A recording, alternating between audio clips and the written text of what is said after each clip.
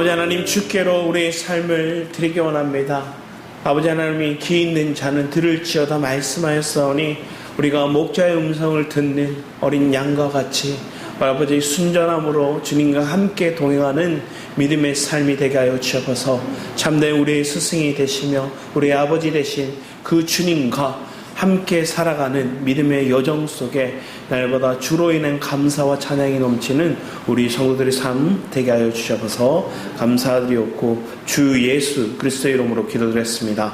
아멘. 이제 우리 함께 보실 말씀은 요한복음입니다. 요한복음 10장 1절에서 6절까지의 말씀입니다. 요한복음 10장 1절에서 6절 말씀, 제가 한 절 읽고 여러분 한 절 읽고 교독하며 읽도록 하겠습니다. 자, 먼저 읽겠습니다. 내가 진실로 진실로 너에게 이르노니 문을 통하여 양의 우리에 들어가지 아니하고 다른 데로 넘어가는 자는 절도며 강도요 문으로 들어가는 양의 목자라. 문지기는 그를 위하여 문을 열고 양은 그의 음성을 듣나니 그가 자기 양의 이름을 각각 불러 인도하여 내느니라.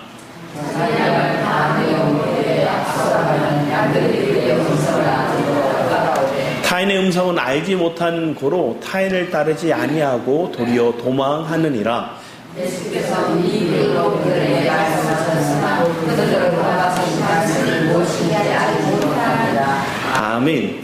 오늘 요한복음 10장 1절에서 6절 말씀, 양 목자의 음성, 이런 말씀들이 나오죠. 비유로서 주님은 얘기하지만 실제적으로 이 시대 때 그런 모습들이 있었습니다. 그런 모습이 있는데 조지 아담스 경이라는 분이 이 팔레스타인 지역, 이스라엘 백성들이 사는 그 땅, 그 중동 지역에 가서 이런 글을 남깁니다. 어떤 글이냐면, 높은 황무지에 밤이 되면 하이에나의 울부짖는 소리가 가득하다. 멀리 어둠 속을 바라보며 지팡이를 의지하고 목자가 서 있다. 목자는 흩어져 있는 양들에게 눈길을 주고 있다. 그 한 마리 한 마리가 그의 머릿속에 있다. 그런 목자를 보면 어째서 유대의 양치는 목자가 그 백성의 역사의 전면에 나타나게 되었는지, 어째서 그들의 임금에게 목자라는 이름을 주었는지, 그리고 또 어째서 자기 희생의 비유로 목자를 택했는지 이해하게 될 것이다. 이번에 진짜로 그 항무지와 같은 그 팔레스타인 지역에 양떼를 몰고 있는 목자들을 보고 그 지역을 보니까 이런 고백이 나오는 거예요. 목자는 지팡이를 의지하고 있는 거예요. 그 지팡이를 의지하고 목자가 서 있는 거예요. 서서 뭐 하는 거예요? 그 양떼를 한 마리 한 마리를 눈여겨보고 또 그 한 마리 한 마리의 양떼를 기억해서 머릿속에 그를 기억하고 있는 거예요. 그런 목자들을, 그리고 그 목자를 왜 그들은 왕이라고 얘기했는지, 그들의 임금을, 그들의 신을 우리의 목자라 얘기했는지를 그들은 알게 되는 거예요. 목자가 그만큼 양떼를 향한 모습이 어떠한지를 아는 거예요. 사실은 다른 나라, 다른 애굽이라든지 아니면 그 지역의 나라는 목자들을 천대했어요. 왜? 그들은 3D 직업이거든요. 잠도 제대로 못 자죠. 옷도 더럽죠. 잘 씻지도 못하죠.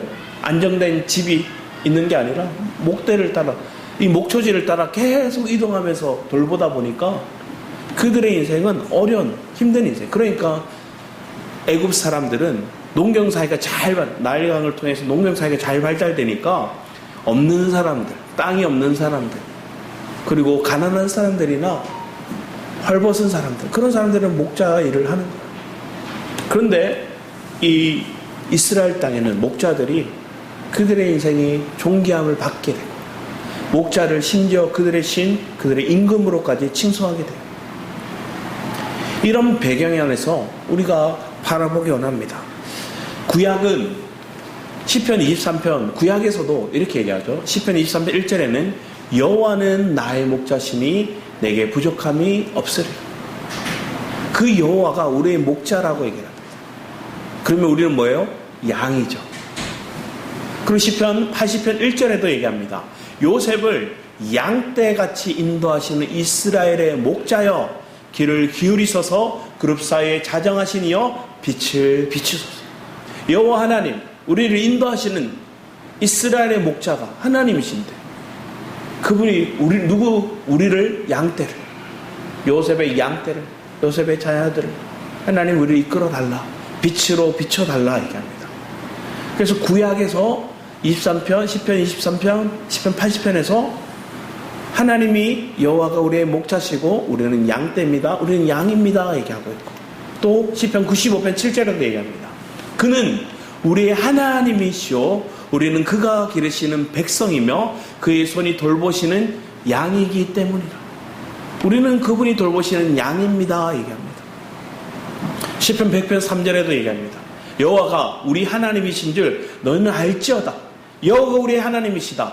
그는 우리를 지으시니요 우리는 그의 것이니 그의 백성이요 그의 기르시는 양이로다.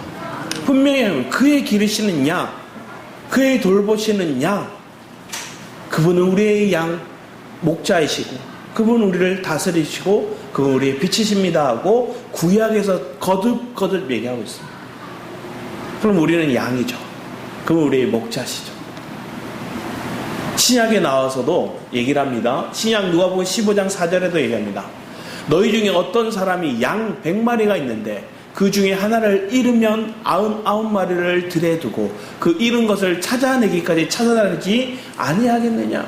우리 지난주 말씀의 한 부분이었죠. 한 마리 잃은 양을 찾으시는 목자, 그분이 우리의 여호와 하나님이시다. 마가복음 6장 34절에도 여호와께서 나오사 큰 무리를 보시고 그 목자 없는 양 같음으로 인하여 불쌍히 여기사 이 여러 가지로 가르치시. 목자 없는 양같이 살아가는 그 인생에게 주님이 친히 찾아오셨고 그를 불쌍히 여겼고 긍휼히 여기사 그를 다시 부르시는. 요한복음 오늘 본문에 21장 나중에 요한복음 21장 17 말씀에도 얘기를 하면 내 어린 양을 먹이라, 내 양을 치라, 내 양을 먹이라. 누구에게 하신 말씀이에요? 요한복음 16절과 17절 말씀에 베드로에게 하신 말씀이죠. 베드로에게 예수님이 부활하셨어요. 부활하신 예수님을 만나고도 베드로가 뭐예요? 우리 그냥 하던 일 하러 가자. 더 이상 예수님과 함께 큰 일을 이루려고 하는 것들이 아니라 다 이미 내가 주님을 부인했고 주님을 떠났었고 실패감, 좌절감의 마음에 있다 보니 그는 뭐 했어요? 주님을 또 떠났어요. 부활하신 주님을 보고. 그리고 물고기 잡으러 갔는데 그 물고기 잡으라는 그 현장에 친히 주님이 찾아가잖아요. 찾아갔을 때 어떤 주님은 시각화, 어떤 무대 설정을 너무 잘하세요. 뭐냐면 햇불 하나 피워놔요. 그리고 떡과 고기를 굽고 계세요. 베드로가 언제 주님을 마지막 부인하죠? 불 쬐러 가요. 햇불. 불 쬐고 있다가 옆에 사람이 어린아이가 소녀가 또 예수님 제자잖아. 그거 한패잖아. 또 다른 사람들이 너 한패잖아. 불 쬐다가 햇불 안에. 그런데 주님은 그 불 아래서 고기 굽고 계세요. 그 햇불 쬐고 있다가 부인하면서 눈을 탁 보니 닭이 울어서 눈을 봤더니 주님이 자기를 쳐다보고 계세요. 그런 장면 속 내가 어떤 삶의 주님을 버렸는지 그 장면 속에 햇불을 피워놓고 주님 그 베드로가 먹을 걸 굽고 계세요. 그러면 주님이 나를 사랑하니 네가 나를 사랑해. 그때 내 어린 양을 먹이라, 내 양을 치라, 내 양을 먹이라, 돌보라 얘기하십니다. 그에게 사명을 주시는 거예요. 주님은 우리에게 하나님 이런 삶을 우리에게 허락하십니다. 여러분의 삶 안에 구약에도 신약에도 우리는 다 뭐예요? 양이에요. 양 같은 우리의 삶을 얘기합니다. 그런데 목자가 누구예요? 여호와 하나님이십니다. 그 하나님이 우리를 바르게 이끌어야 됩니다. 그러면 양에게 필요한 게 뭘까요? 그분이 누군지 알아야 됩니다. 그분 음성에 귀 기울여야 됩니다. 하버드대 조지 벨런트 교수라는 사람이 1900 몇 년도죠? 38년도부터 이게 쭉 이어지는데 약 70년 동안 연구를 해요. 뭐 자기는 다 끝까지 못하고 나중에 이 업적을 남기죠. 그래서 그 하버드대 조지 밸런트 교수를부터 1938년부터 시작해서 70년 동안 조사를 해요. 뭘 조사하냐면 행복의 조건, 행복의 요건이 뭔가. 근데 요즘 사람들 행복의 요건은 뭘까요? 나 건물주가 되는 거. 이렇게 얘기합니다. 건물주래, 건물주. 내가 아니면 주식에 엄청난 주식을. 요즘 은퇴하는 사람들이 주식을 그렇게 산다. 묻어둔다. 그리고 내 인생을 나중에 말년을 그 주식을 가지고 살겠다. 어떤 사람은 금을 엄청 샀다가 지금 금값이 뚝 떨어지니까 막 근심에 잡힌 사람도 있어요. 돈, 명예 이런 것들을 생각했어요. 그런데 이 교수가 진짜 행복의 조건이 뭔가를 70년 동안 연구하기 시작하는데 어떤 사람들이 이렇게 요구했냐면 하버드생 268명, 하버드에 다니고 있는 268명, 그리고 평범한 사람들, 평범한 남자 456명, 그리고 IQ가 150 이상인 여성들 90명을 딱 뽑아다가 그 인원을 계속 연구한 거예요. 그래서 그 사람들을 연구해서 70년 만에 나왔던 게 이건 거예요. 행복의 조건 7가지가 나왔는데 첫 번째가 뭐예요? 고통에 대응하는 성숙한 방어 기제라는 거예요. 고통이 안 오는 게 아니라 그 인생을 봤더니 고통이 와요. 근데 그걸 어떻게 방어하고 어떻게 행동하는가가 중요해요. 둘째는 뭐예요? 교육. 셋째는 안정된 결혼 생활. 그리고 금연, 금주, 운동. 마지막이 뭐예요? 적당한 체중. 이렇게 나와요. 이 7가지가 그 사람의 인생의 행복의 요건, 조건들이에요. 그래서 그 많은 사람들 70년 동안 연구하면서 나온 결과예요. 그런데 이 중간에 또 중요한 메시지가 하나 뭐냐면 사람들이 이것 조건을 만들고 유지하기 위해서는 뭐가 필요한가 봤더니 관계라는 거예요. 사람과의 관계라는 거예요. 어떤 사람을 만나고 어떤 관계를 형성했는가. 양에게 있어서의 행복은 뭘까요? 좋은 꼴, 좋은 목초지만 딱 준비되어 있으면 그들은 행복해요. 그리고 목자가 옆에 있으면 그 행복한 거예요. 그래서 목자가 할 일은 뭐예요? 좋은 꼴을 적당한 때 먹이도록 하는 거예요. 다 뜯어먹으면 안 되니까 또 다음에 목초지를 자랄 때까지 또 다른 거 이동하고 이 역할들을 잘 해주는 거예요. 그래서 잘 먹는 게 필요하죠. 여러분의 삶에 한번 돌아보면 내가 관계를 형성하는데 내 삶의 관계를 형성하는데 우리가 만남의 축복을 얘기합니다. 첫 번째 부모와의 만남을 얘기하고 두 번째 배우자의 만남 아니면 선생님과의 만남 이런 만남을 얘기합니다. 우리는 신앙 안에서 영적인 목회자 아니면 영적인 성도 그 교제의 만남도 우리의 축복이죠. 우리 이렇게 만남을 기대하고 있는데 만약에 혹시나 이런 만남을 가졌는데도 자녀가 부모에 대해서 내 부모는 왜 건물주가 아니지 이러고 내 부모는 왜 부자가 아니지 내 부모는 왜 SK에 다니고 있지 않지 막 이렇게 생각하는 사람들이 있어요. 그 마음 가운데 비교하는 의식이 있는 거죠. 또 내 배우자는 심각한 문제가 오는 거예요. 내 배우자는 왜 이렇게 못해주지 이런 생각을 하는 거예요. 그런데 철저하게 많은 부부 상담가들이 얘기하는 게 뭐냐 하면 부부 안에서 내가 저 남편, 저 아내를 바꾸려고 생각하면 제일 바꾸기 힘든 대상이 저 남이다 이렇게 얘기하더라고요. 배우자가 뭐예요? 가장 님이 아니라 남이 될 수 있는 조건이에요. 그래서 저 남을 바꾸려 하면 힘들고 나를 바꾸는 게 제일 빠르다고 얘기합니다. 그런데 이게 신앙 안에 보면 나를 바꾸는 것도 너무 힘들어요. 나는 바뀌지 않아요. 본질상 내 본능이 내 사단에 속은 생각들이 바뀌지 않거든요. 그러니까 내가 목자를 바르게 만나야 좋은 음성을 들어야 내가 뭐예요? 바뀌는 거예요. 방향을 돌이키는 거예요. 여러분 삶에 그런 영적인 그런 회복의 역사가 있음이 축복임을 믿으시기 바랍니다. 그럼 그런 믿음 안에서 나는 어떤 음성에 귀 기울이고 있지? 나는 정말로 내가 양인 걸 인식하고 있나? 내가 정말로 양이라면 나는 어떤 모습을 드러내고 있는가? 그 모습을 우리가 한번 차근차근 봤으면 하는데, 먼저 이 양의 특성에 대해서 얘기를 하는데, 양의 특성이 첫 번째 뭘까요? 뭐라 적혀 있습니까? 시력이 좋지 않다 얘기합니다.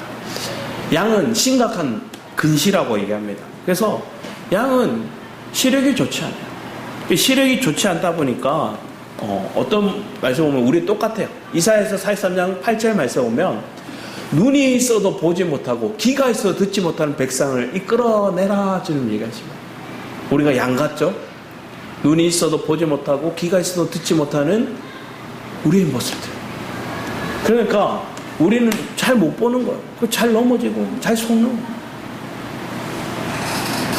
그런데 이 양떼를 기를 때 양은 뭐를 보면 두려워하냐면 지평선, 수평선을 딱 보면 울타리가 없다 생각해서 두려워해요. 그래서 이 이스라엘 지역, 팔레스타인 지역에 보면 목자들이 우리를 만들어도 큰 울타리 만드는 게 아니라 낮은 울타리를 만들어요. 낮은 울타리는 뭘까요? 양의 눈에서 눈을 가리기만 하면 돼요. 그래서 양의 눈높이 조금만 위로 와도 얘네들이 수평선, 지평선을 못 보니까 아, 나는 울타리 안에 있구나 하고 안정감을 느낀다는 거예요. 그 안정감을 느껴요. 근데 우리에게 울타리가 있다는 게 때로는 우리에게 답답함을 느낄 수 있습니다. 신앙생활 하다 보면 우리에게 내가 원하는 바대로 되지 않는 상황들, 때로는 내 계획이 실패하는 과정들, 그게 나에게 벽처럼 느껴지고 나를 멈추게 만들어요. 근데 그것이 나를 결국 뭐하게 만들어요? 주님을 찾게 만들고 주님 안에 있음에 대한 믿음의 여정으로 우리를 바꾸는 거예요. 그런 신앙의 여정이 저와 여러분 삶 가운데 있으니까 여러분 뭐라는 걸까요? 조금씩 안정감을 느껴요. 그래서 여러분의 삶 가운데 제한된 환경이 있고 고난이 있고 내 계획대로 안 되는 것들이 있다는 건 하나님 우리에게 낮은 울타리를 쳐놓고 계신 거예요. 하나님 그 안에 우리를 안전하게 보호하고 계신 거예요. 그런 믿음의 여정을 우리가 살아가다 보면 때로는 우리는 뭐하게 될까요? 주님을 찾게 되고 주님을 부르게 되고 그 안에서의 안정감을 느끼고, 아, 고난이 있으므로 내가 주를 부르게 되고, 내가 제한된 상황이 있으므로, 그 제한된 환경이 있으므로 내가 포근함을 느낍니다. 그런 믿음의 삶을 살아요. 어린 애기들을 보세요. 애기들 볼 때 손발이 자다가 뭐 하는 거예요? 자기 멋대로 팍팍 발로 막 하다 보니까 뭐예요? 자기 손발 보고 깜짝 놀래가지고 막 깨보고 와 울어요. 그러니까 뭐예요? 이 손발 못 움직이게 이렇게 딱 감싸는 그런 요즘 옷들이 있대요. 그걸 딱 감싸놓고 있으면 이렇게 해도 제한되는 거기에 있으니까 그가 안 깨요. 잘 자더라고요. 저희 아들은 예민해서 잘 깨긴 하지만 예외이긴 하지만 막 잘 깨더라고요. 우리가 그런 모습이 있는 거예요. 두 번째로 보면 양은 뭐예요? 잘 속는다. 기가 뭐예요? 나팔기가 돼가지고 성도들도 참 많이 잘 섞습니다. 왜 그럴까요? 순수하고 착하니까 잘 섞기도 하죠. 요한이서 1장 17절 말씀 보면 이렇게 얘기합니다. 미혹하는 자가 세상에 많이 나온다니 이는 예수 그리스도께서 육체로 오심을 부인하는 자라. 이런 자가 미혹하는 자요 적 그리스도십니다. 미혹하는 자, 속이는 자들이 우리에게 너무 많아요.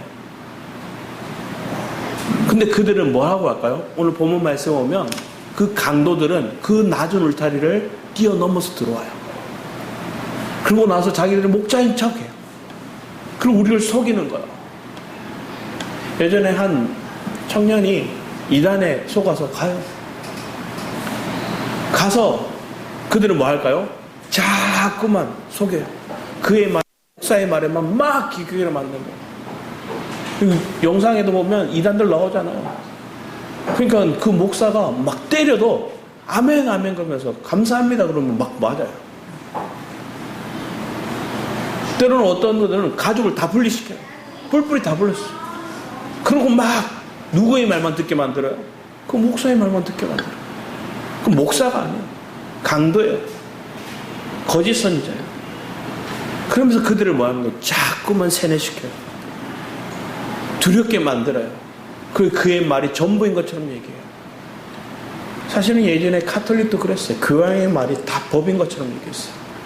그 왕의 말만 딱 전부다 하나의 말씀처럼 그들은 귀 기울였어요. 오늘 우리의 삶에도 그래요. 우리를 속이는 자들이 자꾸만 그들의 말만 듣게 만들어요. 그들의 말이 전부인 것처럼 얘기해요. 만약에 제가 제 설교만이 옳고 제 설교만이 여러분 들어야 되고 이것만 안 하면 여러분들 잘못된 거라고 막 강요한다면 떠나셔도 괜찮습니다. 그거 왜 가요? 속아서 그래요. 목사가 온전한 게 아니에요. 하나님 말씀만이 온전한 거예요. 그러니까 하나님의 온전하심을 우리가 인정하고 그 주님 음성에 귀 기울이는 것들을 얘기해 줘야 됩니다. 제 말을 들어 이 자리에 오신 게 아니에요. 하나님의 음성에 귀 기울이게 오는 거예요. 그런데 그걸 목사가 속이는 거예요. 어떤 분은 그렇게 얘기해요. 자기 마음 가운데 꿈이 있어요. 그 꿈은 교회도 크게 짓고 센터도 짓고 막 이런 꿈이 있는 거예요. 그러다가 마음이 주변에서 목회자들이 그걸 지었다 카페도 만들었다 하는 말들 들으니까 마음이 뭐예요? 불일 듯 하는 거예요. 그러니까 뭐예요? 설교 시간에 내가 하나님의 음성을 들었다고 막 얘기하는 거예요. 교회 지으라고 다시 하는 거예요. 그러면서 제일 많이 하는 게 뭘까요? 임직을 많이 주더라고요. 임직을 많이 해요. 장로도 많이 뽑고 권사도 많이 뽑고. 왜 그래요? 뽑고 나면 뭐예요? 교회 헌금해라 얘기해요. 그리고 부흥회를 막 하기 시작해요.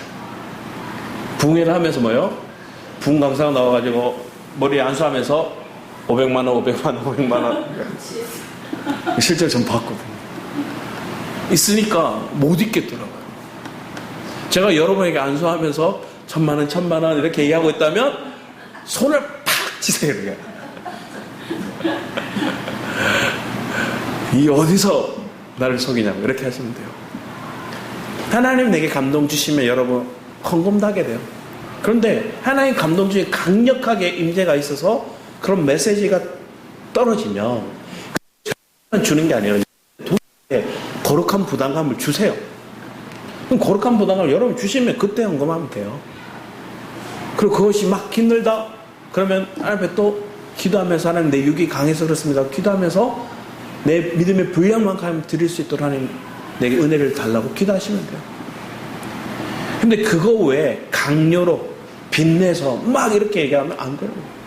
최근에 어떤 목사 여러분 다 1000만원씩 빚내서 헌금하라고 막 이러더라고요. 그럼 다 망하는 거예요. 그건 다 속이는 거예요. 우리가 그런 삶을 살아서는 안 되는 거예요. 그게 속이는 자들. 세 번째는 뭐예요? 잘 넘어지고 넘어지면 뭐예요? 못 일어난다. 양은 실제로 넘어지면 못 일어나요. 그래서 목자는 계속 주셔야 되는 거예요. 외부의 적들이 우리에게 침범하는 것도 일이나 하이에나나 이런 것들이 침범하는 것도 살피지만 목자는 양들도 잘 봐야 돼요. 왜? 넘어지는 거. 넘어지면 지 혼자 못 일어나요. 이 몸이 뚱실뚱실해서 넘어졌다? 실제로 저 사진 봤거든요, 영상. 넘어진 양이 그대로 이러고 있어요. 자기가 일어나려고도 하지 않아요. 왜? 넘어지면 못 일어나는 거 아니까. 그러니까 넘어지면 가서 일으켜 세워져요. 그리고 심지어 얘네들 왜 넘어지는가 하면 얘네들이 잘 안 이동해요. 뭉쳐있어요. 지네들끼리 있는 거예요. 지네들끼리 부딪히고 하다 보니까 뭐예요? 처벌해서 넘어지는 거예요. 발라서 넘어지는 거예요. 돌에 넘어지는지 막 이렇게 휩쓸리다 보니까 돌에 걸려서 넘어지는 거예요. 우리가 뭉쳐있으면 그래서 하나님은 한 번씩 뭐예요? 교회 안에 문제를 일으키는 염소가 들어오기도 하는 거예요. 그리고 흩트는 거예요. 그리고 양이 이렇게 보면 코나 눈에 이렇게 점액질이 있다 보니까 이렇게 촉촉해요. 그러니까 이걸 해충인 코파리가 있어요. 이 코파리가 이 해충들의 눈이나 이 코에다가 알을 까요. 이 알을 까면 얘네들이 손이나 발을 이걸 자기가 못 떼요. 그러니까 이 알의 해충들이 어디로 가냐면 머릿속으로 들어가요. 그러니까 뇌로 들어가요. 그럼 내로 들어가기 시작하면 간지럽죠. 간지러우니까 뭐 할까요? 양들이 그렇게 머리를 벽에다 쳐요. 해충이 머릿속에 들어오니까. 그럼 나중에 자기들끼리 해충 들어온 애들은 먹지도 않고 우울증에 걸린 것처럼 자기들이 머리를 부딪히고 이러고 있는 거예요. 그러니까 뭘 해줘야 될까요? 기름칠을 해줘요.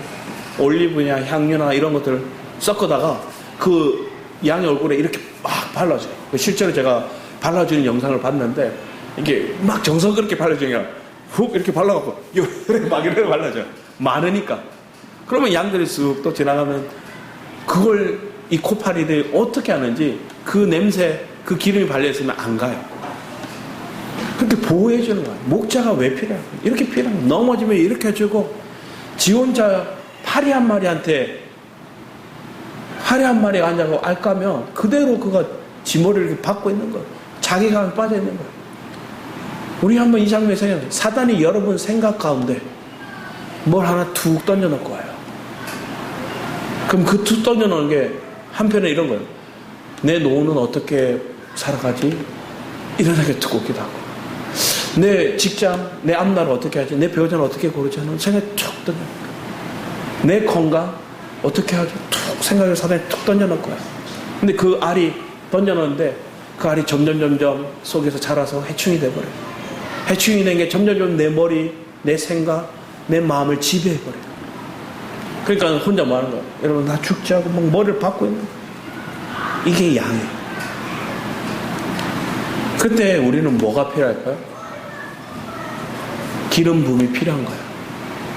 그런 게 넘어지지 않기 위해서 올리브유, 감람유, 기름 부음이 우리 가운데 필요한 거예요. 하나님의 영적인 임재의 자리에 필요한 게 우리에게 필요한 거예요. 하나님의 갈망의 은혜가 내게 부어진 그렇게 필요한 거예요. 넘어지면 못 일어나는 자들. 전도서 4장 9절에 똑같이 얘기해요. 혹시 그들이 넘어지면 하나가 그 동물을 붙들어 일으키려니와 홀로 있어 넘어지고 붙들어 일으킬 자가 없는 자에게는 화가 있으죠. 그러니까 믿음의 공동체 안에 있는 게 필요한 거예요. 한 사람이 넘어졌어요? 그러면 협력하고 서로에게 은혜를 주고 서로가 서로에게 뭐 하는 거예요? 발 씻음을 해주는 거예요. 여러분 안에 발 씻음이 그렇게 필요한 거예요. 누군가를 섬기고 발을 씻고 왜? 오염물 털어내는 거예요. 생각 가운데 잘못된 생각이 있으면 그거 생명의 말씀이 아니야. 은혜가 아니야. 하나님 주시는 은혜가 말씀이 아니야. 사단이 주는 내 안에 주는 그런 잘못된 생각. 네 번째로 이들은 뭐 하는 거야? 이기적이고 멋대로이며 방향 감각이 없고 방향 감각이 없어요. 그러니까 지멋대로 막 움직이고 이기적이게 행동하는 거예요. 방황하기도 하고 구분도 못하고 무조건 깊은 곳에 들어가려는 거예요. 무조건 지멋대로 가려고 하는 거예요. 우리가 그렇죠. 내가 한 방향이 주님이 정해진 이 방향을 딱 정해 가야 되는데 그 방향이 아닌 잘못된 길이 딱 정해진 거고 그 길을 우리가 고집이 얼마나 센지 막 그 길로 가는 거예요. 저희 딸들이 저를 닮았대요. 그런데 이번 주 목요일 날 서목사님을 만났거든요. 인사드리러 와서 하는데 목사님이 이렇게 얘기했어요. 하영아, 너 어떻게 그렇게 노래를 잘 불러? 누구 닮았어? 그러니까 하영이가 뭐라 그랬냐면 엄마 닮았어요. 얘기하는 거야. 그러면서 또 얘기하는 거야. 너 근데 무대에 서서 노래 부를 때 안 떨려? 안 떨려. 누구 닮았어? 엄마 닮았어. 또 얘기하는 거야. 옆에 있는 제가 이렇게 보고 허허거리고 있으니까 뭐 아빠 닮았어? 얘기하니까 하면서 개구쟁이 행동들 안 좋은 모습들 아빠 닮았다 얘기하는 거야. 제가 없을 때 엄마가 세뇌교육 하는 게 분명하다는 생각이 듭니다. 너 아빠 닮았어. 그래서 목사님 앞에서 자기 엄마 닮은 게 노래 잘하고 무대에서 안 떠는 거 엄마 닮았다고 막 얘기하는 거야. 그러면서 노래 불러봐라 했더니 끝까지 안 부르고 고집 피우고 나오더라고요. 그게 누구 닮은 거예요? 아빠 닮았다. 저는 착하다 생각하는데 제 사람 한 번씩 이렇게 얘기해요. 결국은 아빠 뜻대로 된다. 그게 고집이다. 그렇게 얘기하더라고요. 다 들어주는 척 할 뿐이지 다 아빠 생각대로 한다 얘기하는 거예요. 그럼 잠잠히 생각해봤어요. 청년 회장 시절 때도 은근히 그런 얘기를 들었거든요. 은근히 다 들어주는 것 같은데 결국은 회장님 뜻대로 됩니다 이렇게 얘기하더라고요. 그게 좋은 뜻인지 아니면 나쁜 뜻인지 저도 잘 모르겠어요. 우리 안에 나도 모르는 고집들이 있습니다. 아집들이 있죠. 그게 한편에 또 뭐 해야 돼요? 십자가에 넘겨져야 될 것들은 넘겨지고, 또 한편에 주님의 뜻이라면 그것이 우리에게 분명하게 붙들어야 될 의미가 있는 길이기도 합니다. 우리는 고집이 아닌 주님의 뜻을 따르는 게 필요하죠. 이사야서 53장 6절 말씀에 이렇게 해요. 우리는 다 양 같아서 그릇 행하여 각기 제 길로 갔거늘 여호와께서는 우리 모두의 죄악을 그에게 담당시키셨다. 자, 우리가 아집이 있어도, 우리가 각기 제 길로 갔어도, 우리가 허물과 죄가 있다 할지라도 그걸 누가 담당하세요? 우리 어린 양 되신 예수 그리스도가 그 모든 죄악을 다 담당하셨어요. 우리가 잘못길 가도 돼요. 헤매기도 해도 돼요. 방황할 수도 있어요. 근데 우리는 조금 우리가 신앙생활 잘하고, 조금 내가 주일성도 잘하고 헌금 잘하고 전도하고 봉사한다고 뭐예요? 조금 헤매이는 사람을 보고 이른 양 취급할 때가 있어요. 저거 헤매이다 오네, 저거 잘못 길을 갔네, 그걸 지적할 게 못 돼요. 모두가 뭐예요? 그릇 행했거든요. 이 자리에 있는 저와 여러분들 모두가 그릇 행했어요. 허물과 죄로 죽어 마땅한 존재들이었어요. 그런 그들을 하나님 우리를 부르셨어요. 먼저 내가 목자의 음성을 들었을 뿐인 거예요. 그 먼저 이른 양인 나를 주님이 목자신 그분이 날 찾았던 것 뿐이에요. 그러면 우리는 모든 영혼들을 대할 때, 안 믿는 남편이든 안 믿는 배우자든 내 자녀든 그들을 이른 양 취급하면서 언제 철들래 언제 기열래 하면서 우리는 그들을 이유가 없어요. 하나님, 내가 목자의 음성을 들었던 것처럼 저들도 그릇 행할 때가 있습니다.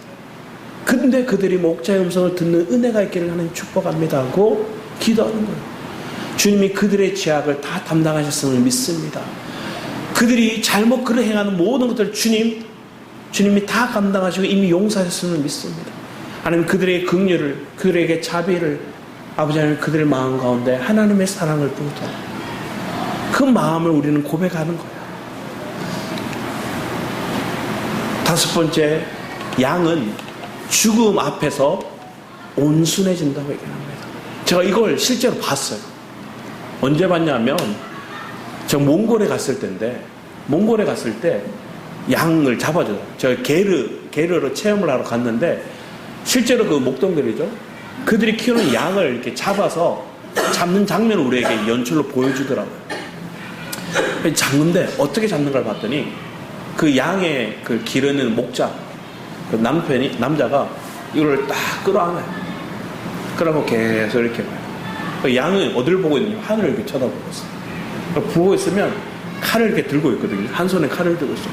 그 양을 이렇게 만지고 있으면서 서로 안고 있다가 그 양의 이 배 밑에 보면 지방이 제일 많은 부위가 있어요.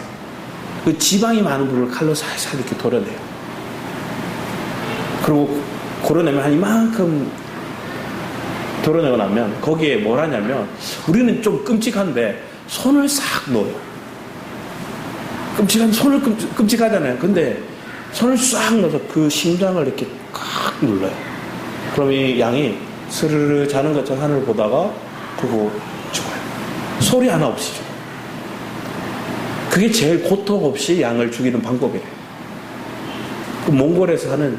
그래서 얘네들 왜 그렇게 하는가 봤더니 이 양들이 자기 가족처럼 느껴요. 그래서 이 목동의 이 목자의 아내는 저 멀리 부엌에서 이렇게 보면서 막 울어요. 실제로 보면서 막 울더라고요. 그런데 그렇게 가장 고통 없이 양을 이렇게 싹 죽이더라고요. 맛있게 양꼬지를 저녁에는 잔치를 벌였습니다. 못 먹는 사람들이 있었지만 저는 개의치 않고 잘 먹었습니다. 맛있더라고요. 그러면서 양이 뭐야, 죽음 앞에 온순해지는 모습을 봤어요. 실제로 양은 잠잠하게 하늘을 보면서, 그리고 그걸 메시지로 소목사님이 그날 이렇게 말씀을 이렇게 전해주셨는데 그게 아직도 기억이 나요. 그런 분이 누구예요? 예수님이에요. 이사야 53장 7절 말씀에 그가 곤욕을 당하여 괴로울 때에도 그의 입을 열지 아니하였으며 마치 도시장으로 끌려가는 어린 양과 털 깎는 자 앞에 잠잠한 양같이 그의 입을 열지 아니하였도다. 온전한 어린 양은 예수 그리스도입니다. 그 어린 양이 우리의 모델이고 우리도 그런 삶을 살아야 됩니다. 조금만 누가 불편하면 아씨 막 그러면 안 되는 거예요. 내가 진짜 어린 양으로서의 삶을 살아가고 목자 음성을 듣고 그리고 내가 과거의 내 인생 옛사람 십자가에 넘겨진 자들은 새 사람을 입은 자 예수 그리스도의 생명으로 덧입혀진 자들은 내 안에서 뭐 하는 거예요? 극렬한 마음이 나오는 거예요.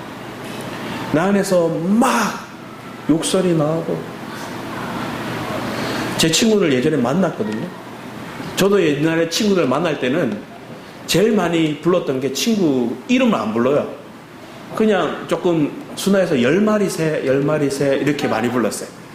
이걸 해석하려고는 하지 마시고 10마리 새, 10마리 새 친구들이 서로 이렇게 불렀어요.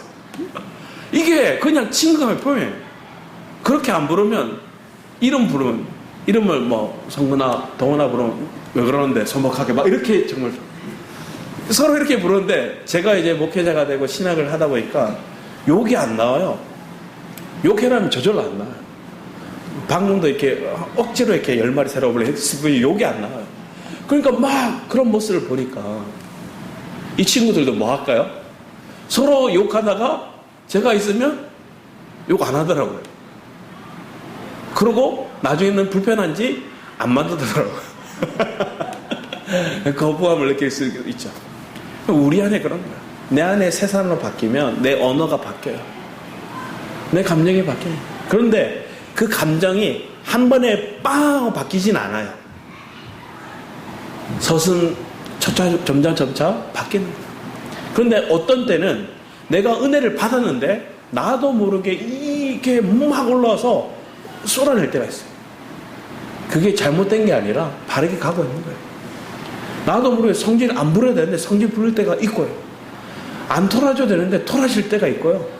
그게 왜 그럴까요? 내가 말씀을 나가보니 내 안에 내면에 다툼이 있는 거예요. 내 안에 영적인 내면에 싸움이 있는 거예요. 그때 속지 않기 바랍니다.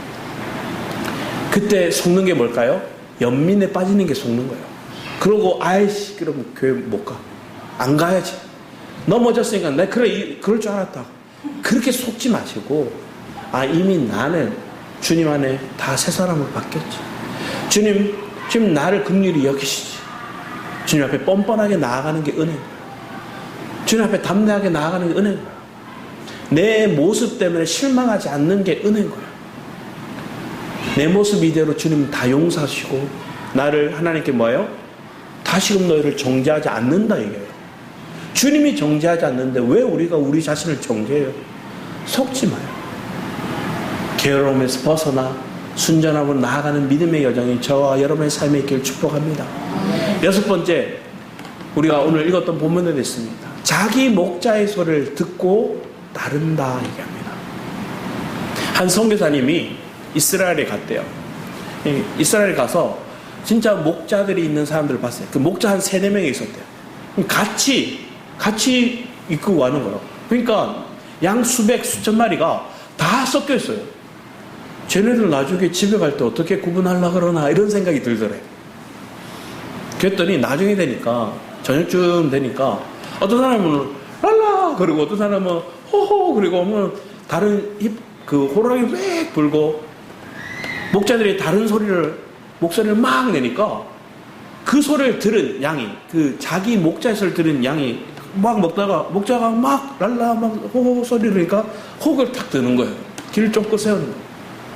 그러면서 그 중에 리더 양이 탁 하니까 그 양을 보고 쭉 가더래요.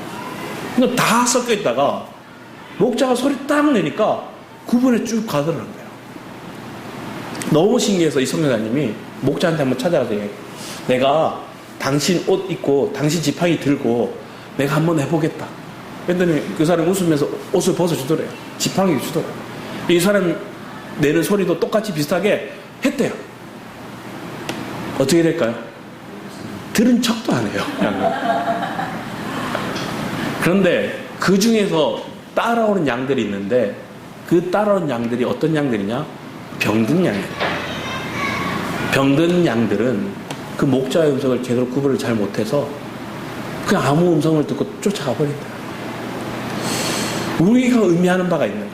내 안에 내가 나도 모르게 연민에 빠지고 누군가의 말에 속상해지고 또 누군가 이게 좋다? 어느 목사님이 목회를 잘한다더라? 어느 설교가 좋다더라? 이게 들려와서 때로는 이단이 하는 얘기를 막 쫓아가는 이유는 뭘까요?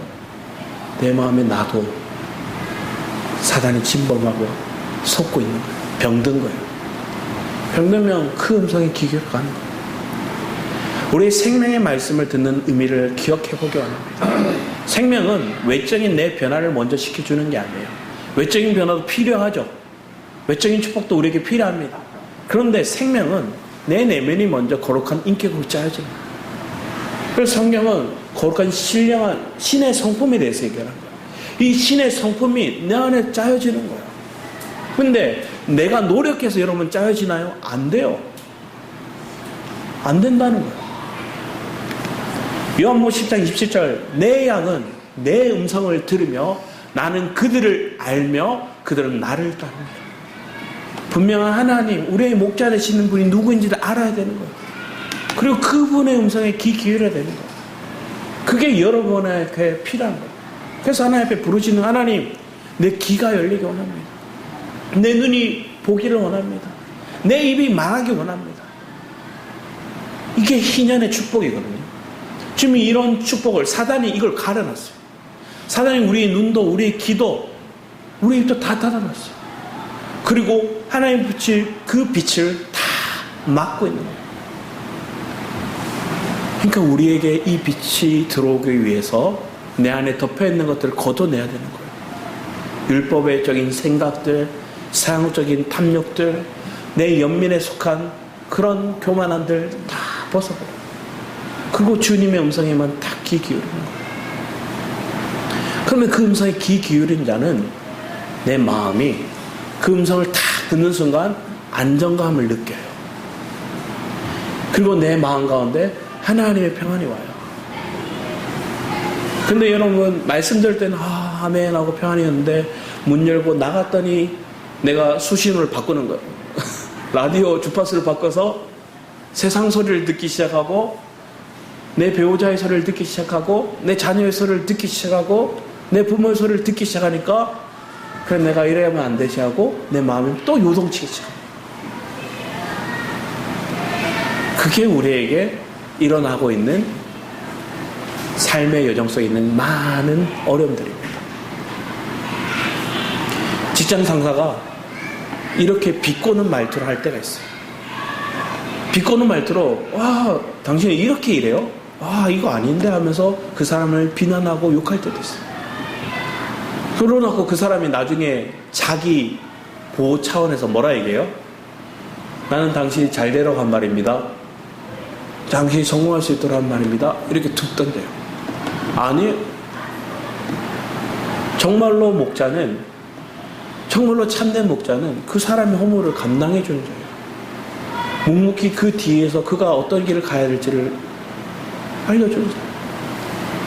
예전에 에릭 남이라는 그 가수가 자기 아버지와 이렇게 형과 자기 아버지와 이렇게 여행 가는 거였어요. 아버지가 여행 잘 짜요.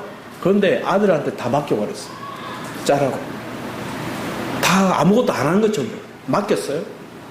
그런데 아들이 막 짜고 있는데 나중에 보니까 아버지는 뒤에서 그 서포트 해줄 수 있는 것들을 다 보호해줄 수 있는 것, 중간중간에 뭐가 필요한지를 아버지는 알고 있더라고요. 목자는 먼저 길을 간 사람, 그리고 그 사람도 이끌어가는 거예요. 이스라엘 백성들이 광야로 나오잖아요. 애굽에 있던 그들의 삶, 그 삶에서 광야로 나올 때 먼저 누가 광야를 처음 했습니까? 모세예요. 우리가 인간적으로 생각할 때 모세가 왕자로 살다가 권위를 가지고 그가 왕이 되어서 오히려 멋지게 나는 왕으로서 내가 명령하고 내가 이끌어간다고 쫙 나가면 세상 사람 볼 때도 와 이럴 텐데 왕자였던 사람이 살인하고 하루아침에 뭐예요? 죄인이 되어서 도망자 신세로 광야로 나가버린 거예요. 그 광야로 나가서 40년 동안 광야를 돌아요. 목자로서 실제로 자기 장인 이드로의 양떼를 그가 돌봐요. 이 광야 저 광야 막 돌아다녀요. 그러고 난 다음에 80세에 주님이 부르세요. 자기 힘으로 아무것도 할 수 없어요. 주님, 저 말도 우둔해요. 말도 다 까먹었어요. 하나님, 저를 어떻게 합니까? 나이가 이렇게 많아서. 주님이 내가 아론도 붙여줄게. 주님이 하신다는 메시지를 주십니다. 그리고 80세 노인인 이 모세가 다시 애굽으로 가요. 그리고 바로 앞에서 왕 앞에 서는 거예요. 그리고 하나님의 명령을 선포하는 거예요. 10가지 재앙의 징조를 보여줘요. 그리고 그들이 항복할 수밖에 없도록 만들어요. 그러면 목자는 참된 목자 누구예요? 하나님이세요. 그 하나님의 대언자가 모세예요. 그리고 그 모세는 그 하나님이 광야로 그 이스라엘 백성을 가지고 데리고 이끌어 나가는 거예요.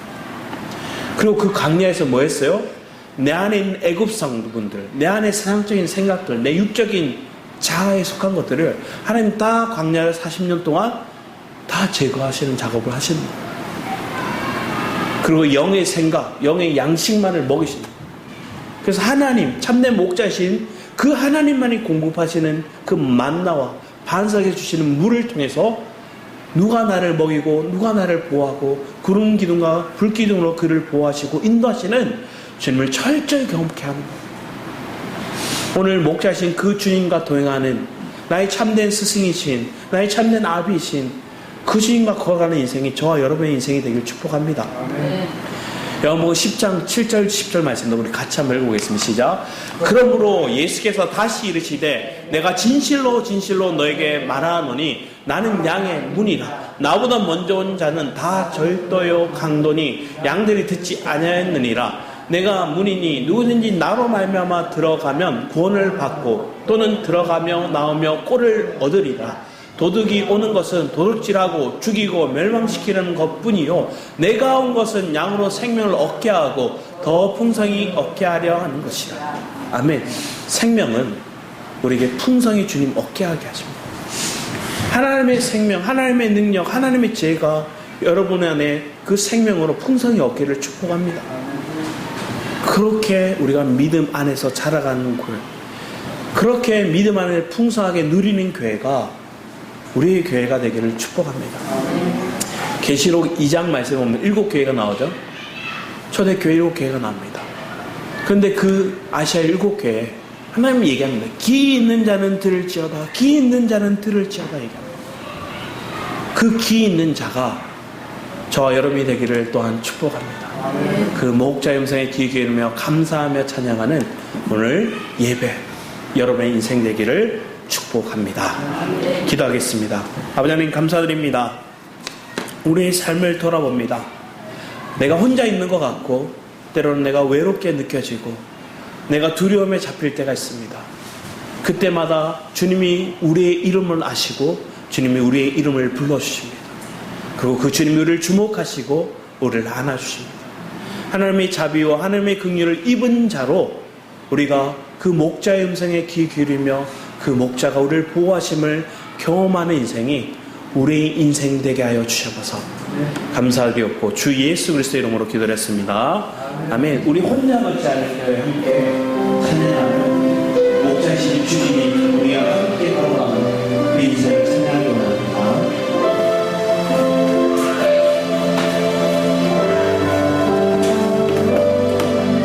그대 폭풍 속을 걷고 있을 때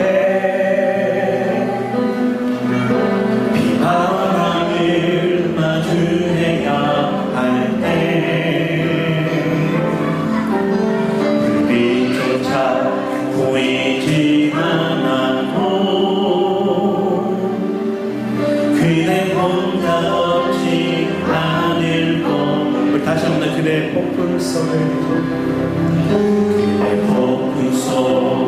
걷고 있을 때 비바람을 마주해야 할 때 불빛조차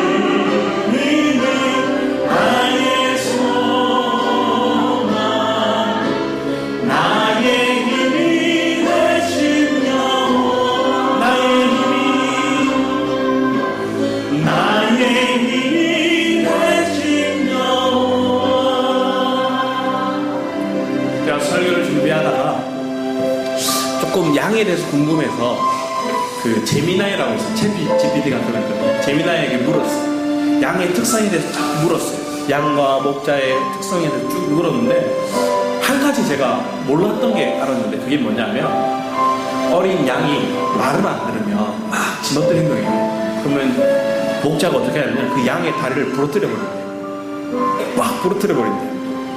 그리고 어떻게 할까요? 그 부목을 대서 양을 탁 부목을 대서 이렇게 치료해줘요.